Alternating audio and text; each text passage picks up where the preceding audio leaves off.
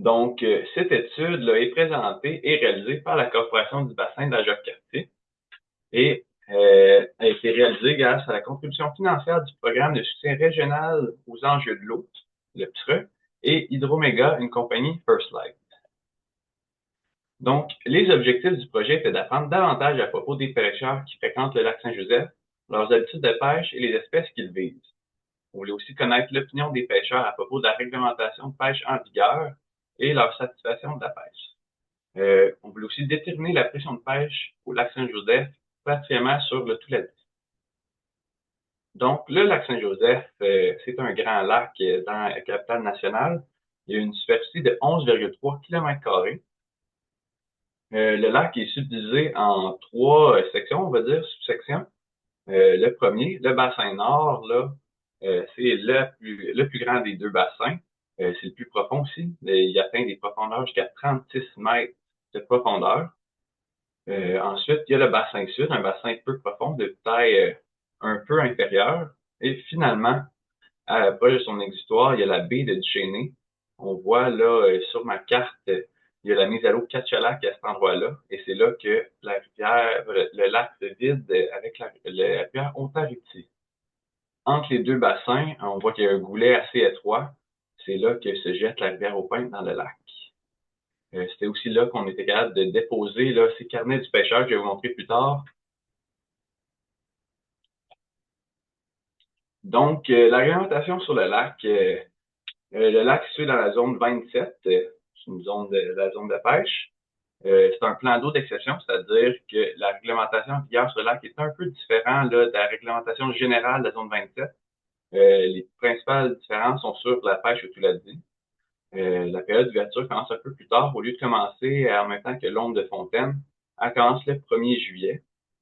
En plus de ça, la taille limite pour conserver un Touladi est supérieure à la taille normale, pas normale, mais moyenne de 45 cm sur les autres lacs. C'est de 55 cm au lac Saint-Joseph pour en conserver un. Mon étude s'est faite là, sur 23 jours cet été, durant la période de pêche au Touladi. Donc, du 1er juillet jusqu'au 8 septembre. Ça a été 10 jours de fin de semaine, un jour férié et 12 jours de semaine.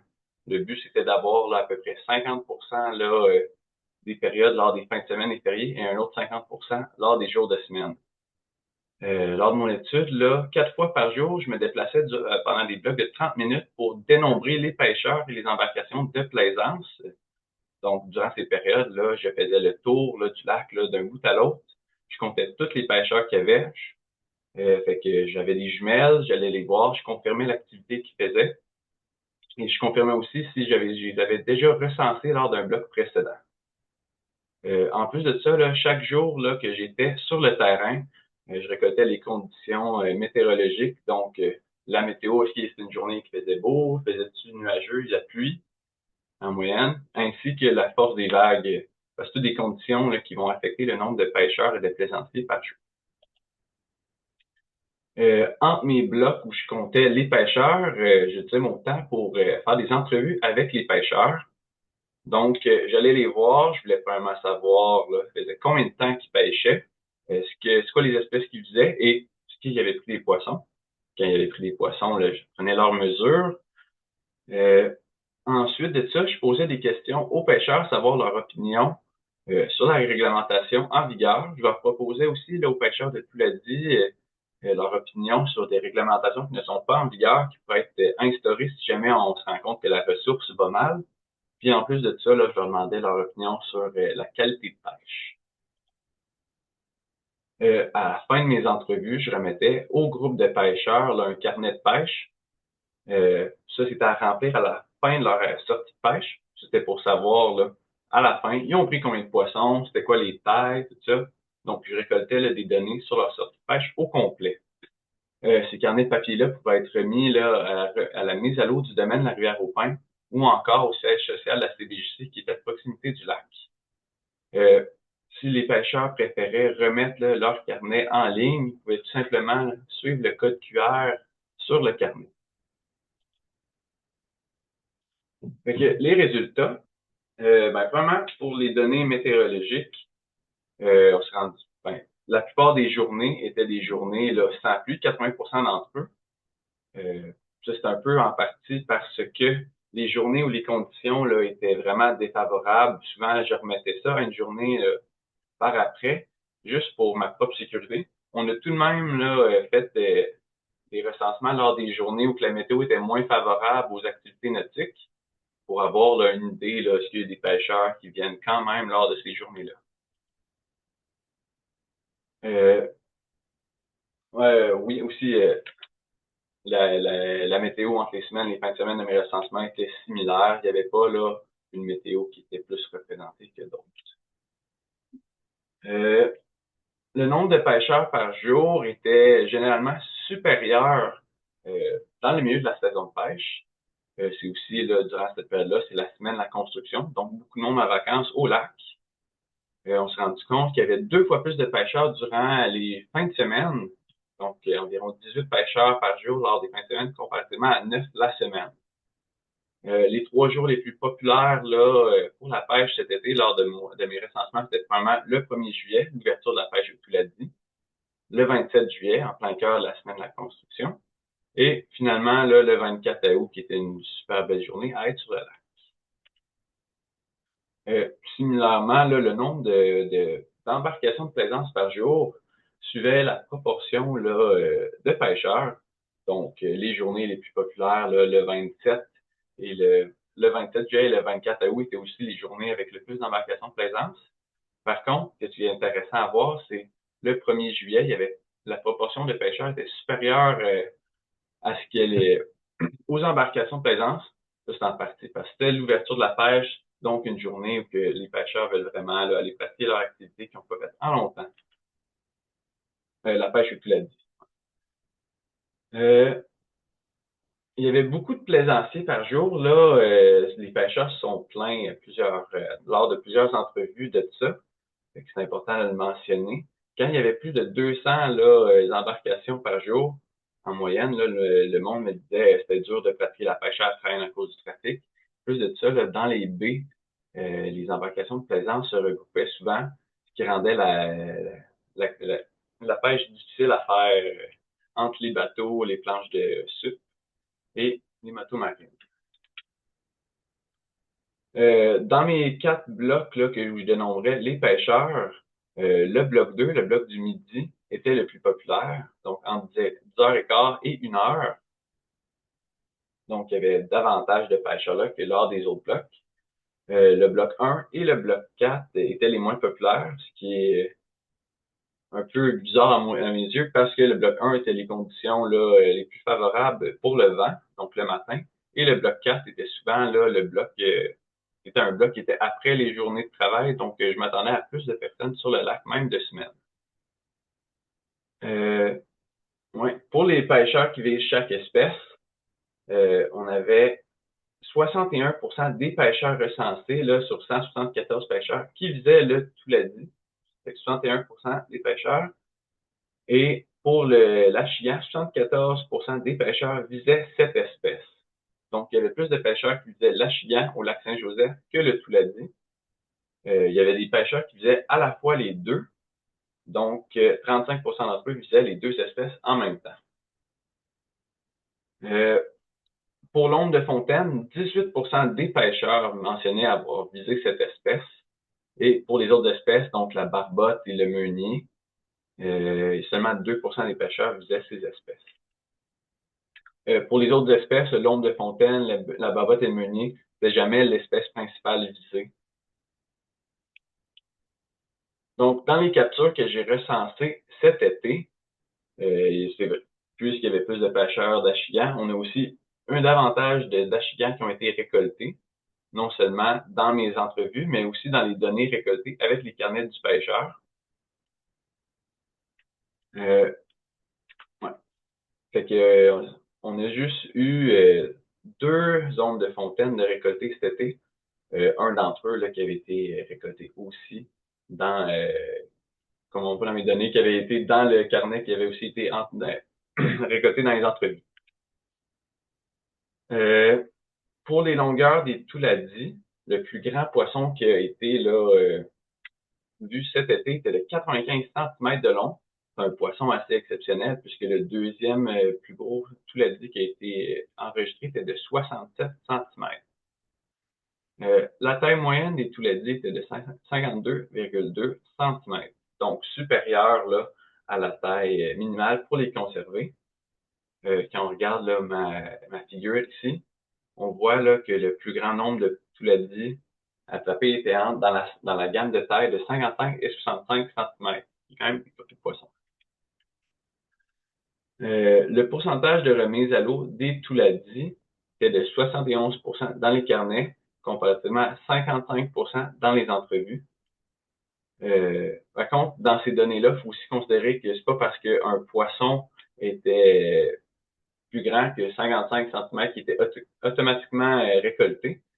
4 des touladis là, qui auraient pu être conservés ont été remis à l'eau. Ce qui change un peu le pourcentage de remise à l'eau s'il aurait pu être conservé. Le nombre de touladis capturés lors des sorties de pêche était pas mal plus grand dans les carnets de pêche. Ça, c'est entre autres parce que les carnets représentent des sorties de pêche complètes comparativement aux entrevues qui étaient à un moment donné lors de la pêche d'un groupe. Donc, le groupe avait encore du temps à en attraper d'autres à la suite de mon entrevue, ce qui est normal. Par contre, là, aussi penser que peut-être que les carnets étaient il y avait un biais, puisque quelqu'un qui n'avait pas eu de prise avait peut-être moins tendance à remplir mon carnet. Donc, dans les entrevues, 66% des pêcheurs n'avaient pas pris de touladi, comparativement à 40% qui n'avaient pas pris dans les carnets. Le succès de pêche horaire, fait que ça, c'est dans le fond, combien de poissons par personne est attrapé par heure, combien de touladi était supérieur là, dans les carnets que pour les entrevues. Cela s'explique là, en partie parce que, un peu comme j'ai mentionné avant, les entrevues étaient un moment ponctuel dans la sortie de pêche du groupe, comparativement au carnet qui est une donnée sur la journée complète. Fait que le monde avait plus de temps d'en attraper. Aussi, sur les 13 et 56 entrevues de groupe réalisées auprès de pêcheurs de touladi, il y en avait 13, dans le fond, les pêcheurs avaient réalisé moins d'une heure de pêche. Le succès de pêche journalier, j'ai fait une coquille ici, c'est supposé être journalier, était de 1,0 touladi par jour de pêche par personne, qui est très bon. Comparativement, la moyenne de la province est de 0,6 touladi par jour de pêche par personne. Pour l'effort de pêche, en moyenne, les pêcheurs pêchaient 4,2 heures par jour, donc 5,3 heures durant la semaine et 4,2 heures durant la semaine. Donc, en multipliant le nombre de pêcheurs par le nombre d'heures moyennes pratiquées durant la strate, on était capable d'avoir l'effort moyen. Donc, en général, les pêcheurs, il y avait environ 46 heures d'effort durant les jours de semaine et 74 heures d'effort durant les jours de fin de semaine. La somme de l'effort de pêche, le nombre d'heures pêchées là, durant toute la saison, durant tous les jours de recensement était de 1386 heures. Grâce aux données là, précédentes là, de nombre d'heures pêchées par jour, l'effort moyen de fin de semaine et de semaine, on était capable d'estimer l'effort de pêche pour la saison complète. Donc, c'est 3856 heures de pêche qui est estimé qui a été pêché lors de la saison de pêche au touladi. Grâce à ça, puis le succès de pêche que j'ai mentionné, là, il y a 2 diapos, je suis capable d'estimer le nombre de touladis capturés. Donc, on voit que selon les entrevues, là, ça serait 616 touladis qui auraient été capturés lors de la saison de pêche. Et grâce aux données des carnets, ça serait 871 touladis qui auraient été capturés. Comme j'ai mentionné, à tous les pêcheurs, en fait, je demandais leur opinion à propos là, de la qualité de pêche. Donc, généralement, les pêcheurs trouvaient que la qualité de pêche au touladi était bonne, ainsi que pour la qualité de pêche aux autres espèces, principalement l'achigan. Cependant, là, il y a un grand nombre d'entre eux qui se disaient neutres. plus en partie, c'est des nouveaux pêcheurs ou des pêcheurs qui n'ont pas eu le temps de se former une opinion. On a aussi demandé s'ils étaient satisfaits des mesures mises en place pour conserver le Touladi au lac Saint-Joseph. Donc, s'ils ne les connaissaient pas, on leur expliquait. Ça, entre autres, c'est on baisse le niveau de l'eau au lac d'à peu près un demi-mètre chaque année pour que les Touladis fraient artificiellement plus profondément. En plus de ça, la réglementation qui est plus sévère. Fait que la plupart des pêcheurs étaient satisfaits de ces mesures-là pour conserver la ressource. J'aurais aussi demandé leur opinion sur la réglementation en vigueur. Fait que généralement, ils étaient d'accord avec la réglementation en vigueur. La plupart des pêcheurs, par contre, étaient plus polarisés sur l'ouverture de la pêche au 1er juillet, qu'ils trouvaient un peu tard souvent. Donc, c'est ça. Ces résultats sont un petit peu plus polarisants en accord et en désaccord. Autrement, le monde était assez d'accord avec la taille minimale et le quota. Je demandais aussi aux pêcheurs leur opinion sur une réglementation possible qui pourrait être ajoutée, admettons, si on se rendait compte que la ressource était précaire et qu'on n'avait pas assez. La plupart des pêcheurs étaient d'accord d'ajouter une taille maximale, conserver un Touladi. Il était aussi d'accord d'une règle du poisson trophée, c'est-à-dire que sur le quota de 2 Touladis, seulement un des 2 poissons avait une taille maximale pour le conserver. Il était un petit peu plus polarisé sur une réglementation possible qui était diminuer le nombre de jours de pêche, mais avoir une ouverture de pêche plus tôt. Le monde était vraiment soit en accord ou en désaccord, avec très peu entre les deux. La majorité des pêcheurs n'étaient pas à leur première présence sur le lac. Il y avait seulement 26% des pêcheurs qui étaient pour leur première fois à pêcher le lac. Ces personnes-là étaient souvent des invités à bord du bateau de quelqu'un d'autre qui pêche régulièrement le lac. En moyenne, les pêcheurs estimaient pratiquer la pêche 6 fois par année en eau libre, c'est-à-dire à partir du début de la saison, la pêche à l'ombre de fontaine, le 26 avril, jusqu'à la fin de la saison qui se termine avec la fin de la pêche à l'achigan. Par contre, beaucoup de pêcheurs se disaient arrêter de pêcher ou naviguer sur le lac à partir de la mi-septembre, soit au moment qu'ils baissent le niveau de l'eau pour protéger les Touladis lors de leurs frais. Mais souvent, ils disaient que c'était plus difficile de mettre leur embarcation à l'eau à ce moment et de naviguer. 53% des groupes recensés et se disaient aussi membres de l'organisation Catch a Lac pour mettre à l'eau leur embarcation. Ça, c'est une statistique intéressante parce que c'est la seule mise à l'eau publique qui a encore accès au lac. C'est-à-dire que les autres mises à l'eau sont réservées aux résidents du lac. Ça donne l'importance de protéger cet accès-là au lac.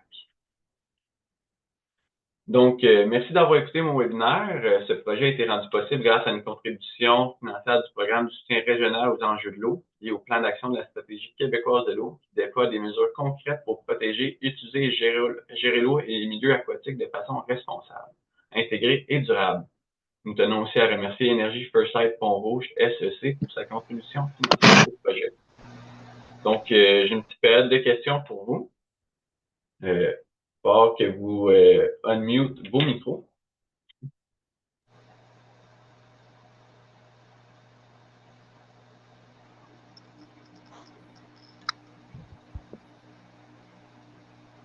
Oui, j'aurais une question.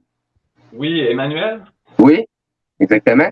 C'est par rapport à l'accès mise à l'eau pour les petites embarcations non motorisées, mettons comme un canot, un kayak de pêche. Est-ce qu'il y en a? Parce que je pense que c'est pas comme bien vu à la descente de Cachalac, comme les canots et les kayaks. Oui, ils préfèrent pas que les non-membres utilisent leur mise à l'eau. Par contre, je sais que... Puis si on est membre, est-ce qu'on peut mettre un kayak puis un canot à l'eau à cet endroit-là, où il faut payer le même prix qu'un gros... il y aurait peut-être un travail à faire de ce côté-là. Oui, ça, faudrait sûrement discuter avec l'organisation de chasse et pêche Catch-a-Lac directement. C'est pas vraiment moi qui gère ça. Okay, parce que je peux leur passer le message. parce que leur comme devise, c'est l'intégration pour tous, mais j'ai l'impression qu'il n'y a pas de moyens prévus pour les petites embarcations non motorisées pour pratiquer là, la pêche, justement. Puis je pense que c'est ce genre d'embarcation-là qui peut permettre d'en profiter pour le plus grand nombre possible sur le lac sans qu'il y ait trop de dérangements les uns des autres. Là. C'est vrai que ça pourrait être pas pire qu'on en ait plus, là. C'est vrai que les embarcations non motorisées, là, ils nuisent moins, là, à l'érosion des berges et autres. Oui, c'est. Puis, côté grosseur des achigans, y a-t-il des statistiques qui ont été prises? Non, pas sur les tailles des achigans. Souvent, ils étaient remis à l'eau directement, les achigans, on avait très peu de mesures. OK, c'est bon. Aussi, les touladis étaient systématiquement là, souvent mesurés, savoir s'ils étaient conservés ou non. Donc, c'était plus facile d'avoir des mesures sur eux. Les achigans, vu qu'il n'y a pas vraiment de taille minimale pour les garder, ils étaient moins souvent mesurés. OK. En tout cas, par expérience, peut-être en 2018, dans ces coins-là, j'avais pris un achigan de 4,5 livres près du cul du Chêneux. Puis, tout l'a dit, je veux dire, un nombre de fontaines de 3,2 livres en 2022, si je ne me trompe pas, dans le même secteur. Là. C'est gros ça. Ouais, ça peut vous aider des statistiques. C'est tout pour moi. Je vais vous laisser ma place aux autres. Bon, merci. Merci. Moi, j'aurais une question. Oui. Oui, j'aimerais savoir s'il y a eu des études similaires dans le passé pour qu'on puisse comparer à ce qui se passe présentement. Oui, il y a eu des études similaires réalisées au lac Au Sable, ainsi là qu'au lac des Piles en Mauricie. Dans mon rapport là, qui va être sur le site internet de la Corporation du bassin de la Cartier, j'ai fait des comparaisons avec ces données-là. On a des données là, supérieures là, au lac Au Sable, qui était un lac au moment que cette étude-là a été réalisée. En, en regain, la population était en croissance là, parce qu'elle était en moins bonne condition auparavant. Mais on a toutes des données supérieures à ça. Puis comparativement là, aux données de la province de Québec, on a des plus gros, tout l'a dit, on a un meilleur succès de pêche journalier.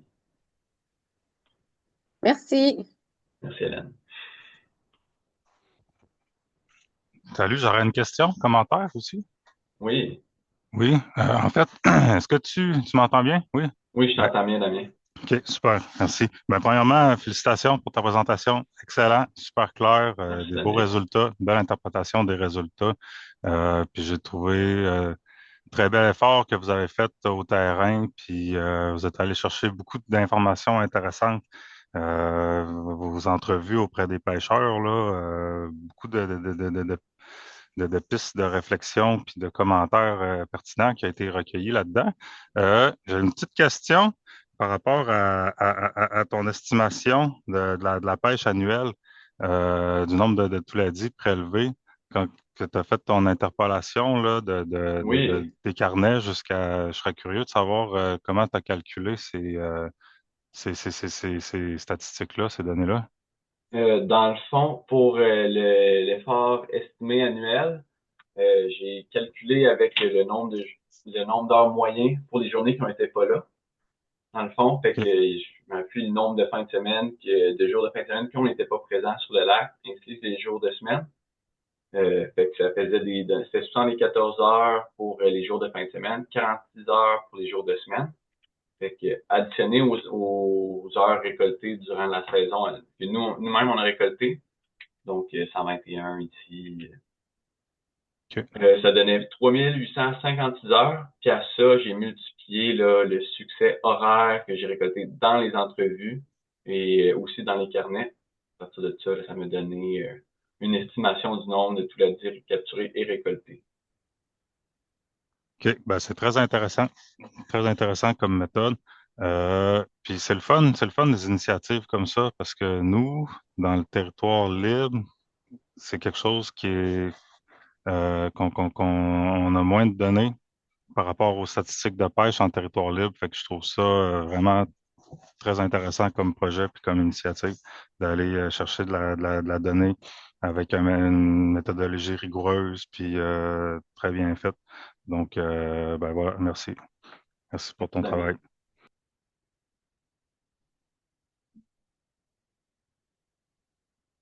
Y avait-il d'autres questions?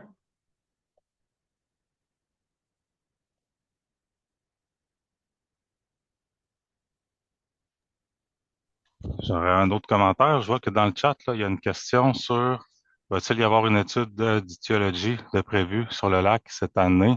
Je sens que je pourrais répondre à cette question-là. Il y en a une qui est prévue en 2025. Oui, on fait le ministère, on fait pour le lac Saint-Joseph, on fait un suivi aux 10 ans. On fait une pêche normalisée pour voir un peu l'état de santé puis la progression de l'état de santé du Touladi. Il y en a une qui est prévue pour 2025. Euh, Là, on a des petites contraintes au niveau budgétaire au ministère. Je peux pas garantir qu'elle va avoir lieu ou pas cette année. Ça ferait 10 ans depuis la dernière qu'il y a eu en 2015, donc ça serait l'année qu'on est supposé la faire. Mais si c'est pas cette année, ça va être l'année prochaine. Ça, on va pouvoir confirmer cet aspect-là plus tard. Donc, je sais pas si ça répondait à la question mentionnée dans le chat. Je vais voir le chat, moi aussi.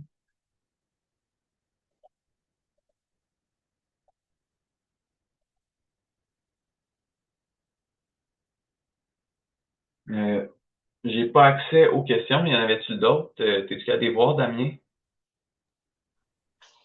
Parfait, Oui, je je suis les vois, capable de non, les voir. J'en vois pas d'autres que cela. Bon, ben, s'il n'y a pas d'autres questions, je vais conclure le webinaire. Donc, merci d'être venu écouter le webinaire. J'espère que vous avez apprécié. Je vais vous souhaiter une belle fin de journée et un bon dîner. Merci. Merci Merci, beaucoup. salut. Salut.